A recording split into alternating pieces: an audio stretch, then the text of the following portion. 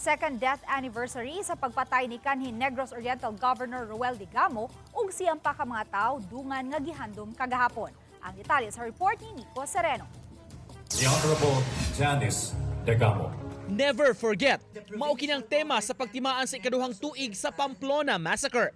Sa Freedom Park sa Dumaguete City, nagtapok kagahapon ang makabanay, higala ug mga supporters sa mga nabiktima sa duguong hitabo sa lungsod sa Pamplona niadtong March 4, 2023.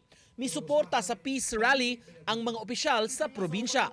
Miuban usab ang pipila ka mga survivors sa massacre kundi gipatay si kanhi Governor Roel Digamo ug siyam ka mga tawo dayon miangol sa laing 17 pa. Usa kanila si Dr. Leland Estacion, ang Provincial Health Officer. Ako kanunay giampo ang mga tawo nga gaplano, ang mga tawo nga gabuhat sa maong krimen. Akong giampo nga manubag sila sa kasakit nga akong natagamtaman sa akong lawas ug akong kinabuhi. Samtang gipaabot sa byuda sa gipatay nga kanhi gobernador nga ang nahitabo sa iyang bana posibleng mahitabo sa uban. Maong importante nga mamili og insaktong mga lider sa umaabot nga piniliay. Kay ang nahitabo namo ug dili ta magbantay ug magmabinantayon, pwede gyung mahitabo sad ninyo.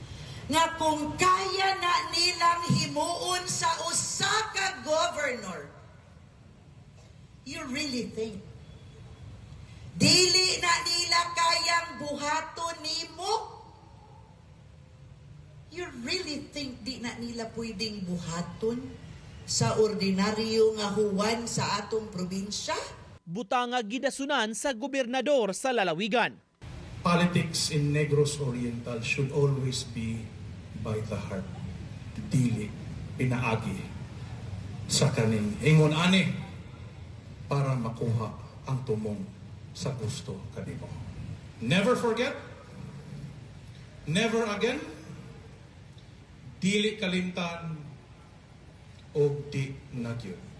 Mipadayag usab sa ilang pagyukbo ug paghandom ang ubang higala ug kabanay ni Governor Digamo. Padayon nilang gipanawagan ang hustisya sa linuog nga krimen. Ug sa wala pagitapos ang prayer rally, gipahigayon ang candle lighting. Nico Sereno, Balitang Bisdak.